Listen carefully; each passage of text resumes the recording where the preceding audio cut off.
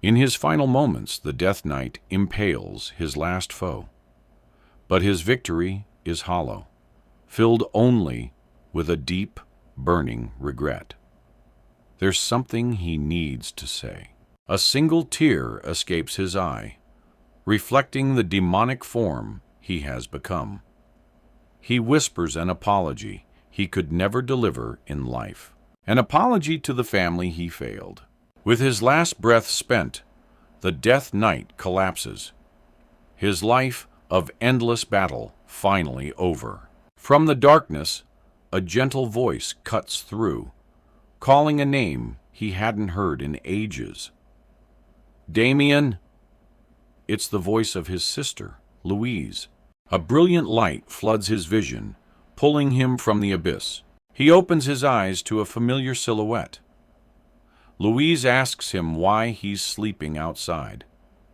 He can only think how grateful he is to see her one last time. He assumes this is a final vision before his soul descends into hell. But as the face of his beloved sister comes into focus, so full of life, a shocking realization hits him. Damien is stunned by how young she looks. Louise just laughs, thinking he's trying to flatter her to avoid getting scolded by their father again. Louise, acting the part of the reliable big sister, urges him to hurry inside before it starts to rain. Damien watches her walk away towards the family mansion, his mind reeling. This place, he knows it well. A chilling memory surfaces.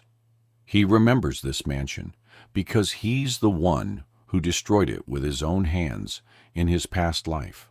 He stares at his youthful human hands, a stark contrast to the skeletal claws of the Death Knight. He wonders desperately if this is all just a dream, or was his entire existence as the feared Death Knight the dream. The line between reality and nightmare blurs. The implications of his situation begin to sink in, leaving him breathless and covered in a cold sweat. Spotting a fallen branch, an idea forms in his mind. He knows one way to find out for sure what's real. He channels a sliver of his old power, and a green leaf instantly sprouts from the dead wood. Now for a real test. He turns his attention to a large boulder nearby, feeling it's the perfect target. He plants his foot, taking a familiar stance he hasn't used since he was human.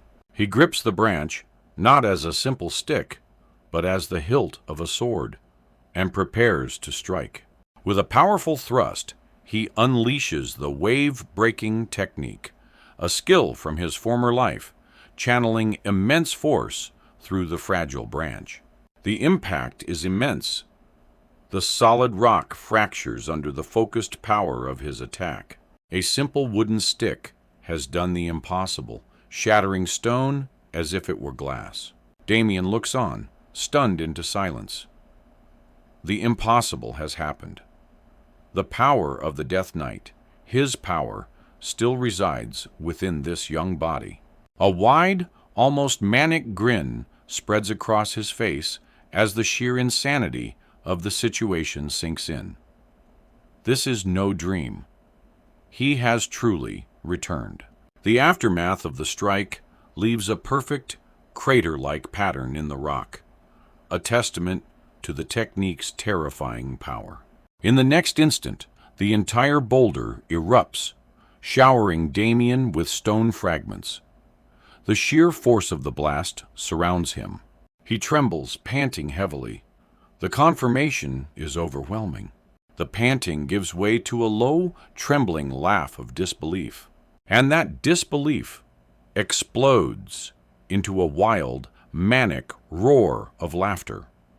The joy, the shock, the impossible reality of it all crashes down on him at once. His fit of laughter subsides, leaving him breathless before the pile of rubble that was once a massive boulder. As rain begins to fall, Damien clenches his fist. This strength, this body, it's all real. He looks up into the downpour, letting the cold rain wash over him. Clutching his chest, the memories of a lifetime of slaughter and regret feel distant. All he can feel is the rain on his skin and the beating of his own heart. The truth is undeniable. This isn't a dream. But his new reality brings a flood of old memories. A voice screams at him. He remembers that in this life, he did have a talent. The talent of sullying his family's honor.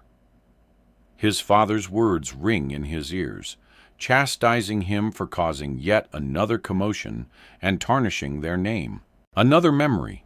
His brother bursts in, demanding to know why Damien had attacked the young master of another noble family. He remembers the reason, a pained expression crossing his face as he thinks of his sister. The consequences of his actions ripple outwards, affecting everyone. He also had the talent of stomping all over his family's future.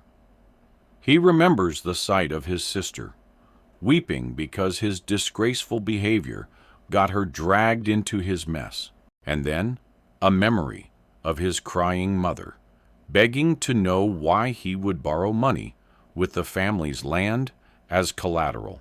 He possessed the talent of having his household's properties taken away, driving them further into ruin.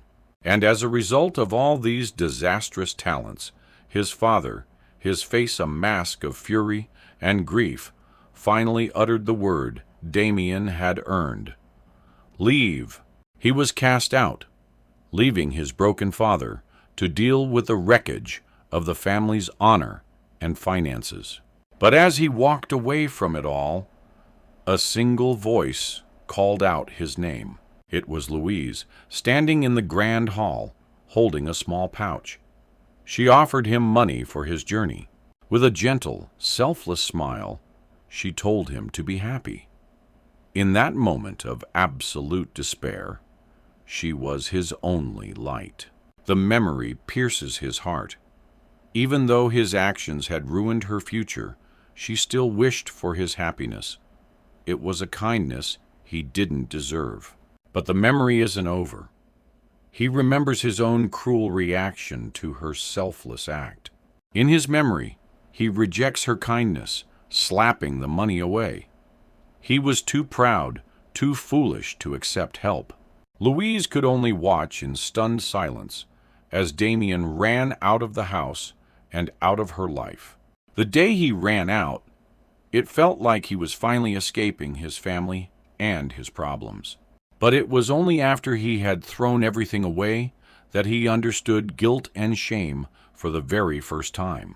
The painful memories fade as the rain stops and sunlight begins to peek through the leaves. Back in the present, Damien kneels in the grass, the full weight of his impossible situation crashing down on him. How did he come back to the past? He recalls his final moments as the Death Knight. His one desperate wish was to apologize to his family. But for that wish to actually bring him back in time, it seemed impossible. The sun breaks through the clouds, casting heavenly rays down upon him. Could this truly be a divine miracle? A second chance granted from above? He looks at his trembling hand. The power is there, but his body is weak. He realizes that in his current state, it was a struggle to even use a single technique. He has a long way to go to reclaim his former strength. The technique he used was called wave breaking. It's a powerful skill that amplifies the impact of a blow by several fold, turning even a simple stick into a weapon of mass destruction. He remembers a battle from his past life, where he faced a knight wielding a massive hammer that seemed to shatter the very ground. As the Death Knight, he had met that incredible power head on, and it was from this very night that he first obtained the technique. He took it for himself after killing the formidable knight known as the Castle Wall Destroyer. His thoughts are suddenly interrupted by a frantic voice calling out to him. A young servant, who the summary identifies as Ralph, comes scrambling towards him, looking panicked. Ralph collapses in front of him, out of breath. Damien recognizes him as one of the family servants, but the name escapes him after so many years. He racks his brain, trying to place the name. Victor. No, that wasn't it. Ralph, catching his breath, questions why the young master is still out here when Lady Louise specifically told him to return. Damien plays dumb, feigning innocence, but Ralph quickly reminds him that the patriarch, his father, is absolutely furious. The young servant looks at him with sheer exasperation, questioning how the young master could possibly feign ignorance at a time like this. The servant's words finally sink in, and Damien's playful demeanor vanishes. The mention of his father's fury brings him crashing back to the present, bracing for the consequences of his actions. His thoughts snap back to the present, or rather, the past. He finds himself standing in the main hall of the Haxon Vice County, his father's furious roar echoing through the mansion. Damien is stunned to see his father, Paul, drawing a sword on him. With a cry of pure rage, his father swings the blade down, not to intimidate, but to kill. Damien flinches back as the sword embeds itself in the floorboards. He sees a terrifying, demonic glint in his father's eyes. His mother and sister struggle to hold Paul back as he screams about how Damien has once again tarnished the family's honor by causing a scene at a bar. The memory is so vivid. Paul bellows that he'll break Damien's skull. It's then that Damien realizes he's returned to the exact moment his family life fell apart. Even his brother is here, pleading with their father to think rationally and not commit kinslaying. Damien looks at them all, his enraged father Paul, his distraught mother Marilda, and his worried sister Louise. He thinks to himself, how long has it been since he saw them all together? An overwhelming wave of emotion washes over him. He trembles and whispers, I missed this so much, leaving his family utterly bewildered. A tear escapes, and his family misinterprets it as fear. Louise whispers his name, chiding their father for being too harsh. His father, composing himself slightly, demands to hear what excuses Damien has this time. But Damien's reply is not what he expects. I have none. His father scoffs, ready to mock his son's pathetic answer. The simple admission stuns Paul into silence. No excuses. Paul can't believe it. This is not the son he knows. The one who was always ready with a pathetic excuse. Damien wryly notes that hearing the truth about himself hurts. For the first time, Damien stands tall and accepts the blame. He admits that he has sullied the family's honor and that it is entirely his fault. Viscount Haxon is taken aback, but quickly recovers, unimpressed. Your mouth sure is alive, he sneers. Do you think I'll let this go? But Damien interrupts with a firm, unwavering promise. I will make up for it. The words hang in the air, shocking his father. He takes a resolute step forward, vowing to fix the mistakes he has made. He then turns and walks towards the exit, leaving his family in his wake. With a newfound confidence, he declares that he will accept his punishment properly upon his return. His entire family can only stare, completely dumbfounded by this unprecedented display of maturity and responsibility. They collectively wonder if he hit his head too hard during his bar fight, unable to process the sudden change in his character. The scene shifts.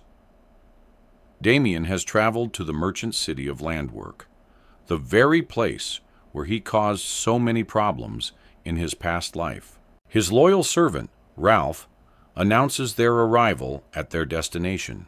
Ralph nervously asks if he truly intends to enter, warning him of rumors that the establishment is backed by a dangerous syndicate. He fears something bad might happen. Damien, however, is unfazed. He tells Ralph to go back if he's scared. But the loyal servant refuses to abandon his master, insisting he can't possibly run away by himself, though he comically wishes they could both escape together.